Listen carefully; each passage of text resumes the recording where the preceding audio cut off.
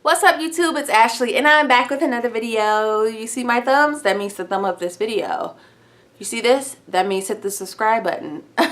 Anyway, so today's Friday and I get to talk about whatever I want because today is Freedom Friday, and today I want to do a story time.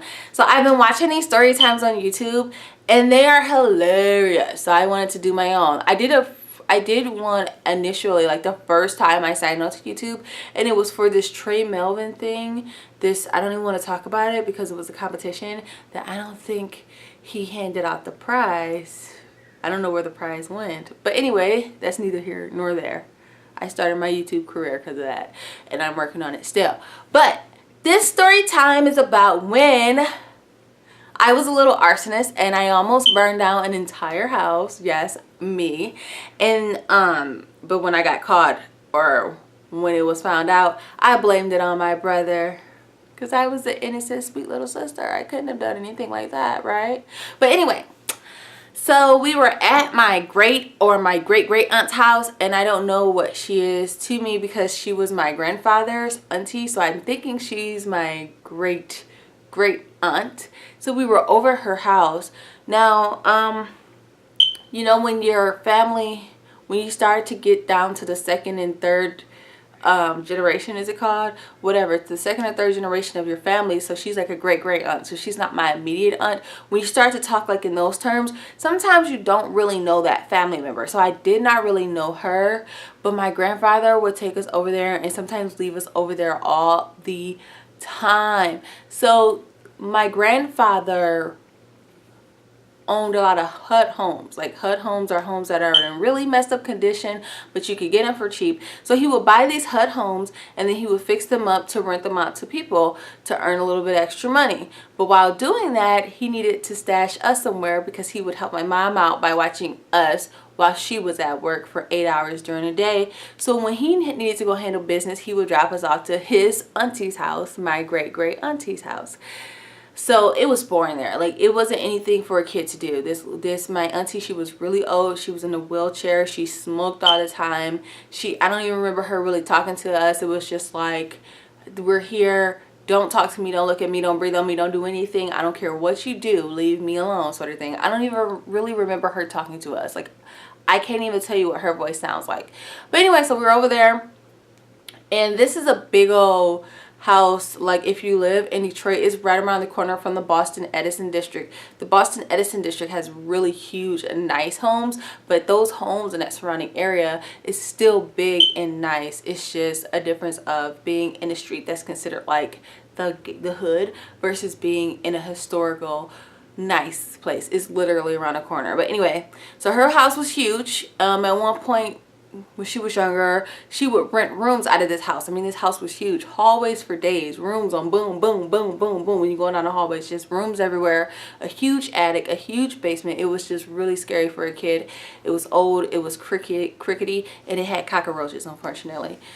So we're there, bored, don't know what to do. She had rotary phones. We played with that. Okay, that was fun. Bored.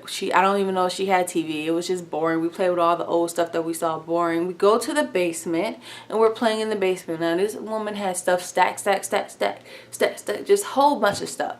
So what I saw that was peculiar in the basement was a stove and an oven. I've never seen a stove and an oven like unit in the basement. So of course it wasn't working because these things only work in the kitchen, so it was there not hooked up. So I played with it like I was cooking and I turned on the oven. Well, I turned it on, I didn't turn it off. My brother finds a wheelchair. He's like, let's go outside and play with this wheelchair. So we're outside playing with the wheelchair. It was hard to maneuver, so we was like, we're gonna go in, put this wheelchair up. We don't want to play with it no more. So we take the wheelchair back downstairs. Now it's a heavy wheelchair, so I'm trying to, with my little self in elementary, he's in elementary school too, trying to take this downstairs. And we had a little accident where it kind of fell through the banister. Now the banister wasn't a solid piece. It had like space in between, so it just went in between the spaces or whatever. But we managed to get it up and take it downstairs and put it back to its place.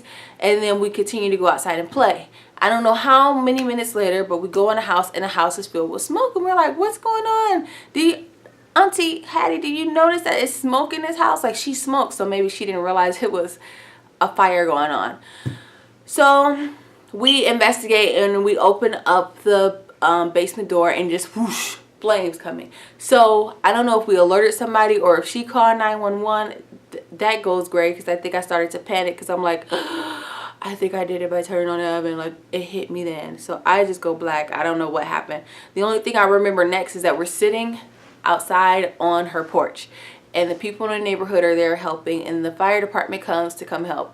And of course the people in the neighborhood, this is the old woman that's been here since before they were born, and they respect her. And then they're like, man, these bad old kids over here, they lighting up this house, putting it on fire, and I bet it was that little dude right there talking to my brother. Now I know it's me because I'm sitting there all sad looking scared like somebody's gonna spank me. Like, oh my god, like that was my fear. I was afraid somebody was gonna whoop me. Like, not that I was gonna burn down a whole house. I was afraid that I was gonna get a spanking.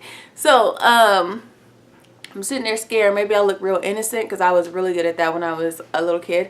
And so they blame my brother. My brother was like, man, I ain't do nothing. I think what had happened was when we took the wheelchair downstairs, it fell through the banister and hit the stove and turned it on. He had too much of a story. He should have just sat there and played quiet like me. And I was like, yep, he did it. He did it because he got that story. He did it. So he had to take the fall for it. I was just quiet. And so eventually they stopped the fire. They stopped the smoke. I don't know how much damage occurred because she would not let us back in the house. And she called my uncle, not my uncle, but my granddad right away. Which I don't know how she got a hold of him because there weren't cell phones back then. But she got a hold of someone right away and said, come get these kids. So we sat out on the porch all day waiting for someone to pick us up because we were no longer allowed in her house.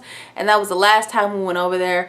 And to be quite honest, I wasn't mad because I did not like going over there. So yeah, but she's in heaven now. Like, she passed away. She was sick for some time and they told her she needed to stop smoking and drinking, and she decided she was going to continue to smoke and drink. She said, y'all gave me 6 months to live. I'm going to do whatever I want to do. Forget this. And she ended up living a lot longer than those 6 months that they gave her.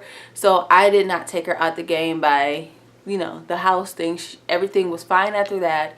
And so yeah, I didn't get a whooping. My brother didn't get a whooping. So we were all good. And now I'm admitting to this, so we have the truth out finally. Andrew, you didn't do it. It's not your fault. And those people that thought it was Andrew's fault, although they probably they're not going to see this video, he didn't do it. I didn't.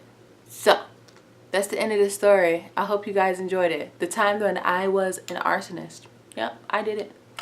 See you guys later. I'll catch you on Monday for Motivational Monday. I hope you enjoy it. Like I said, like it, thumbs up. Catch you later. Peace out.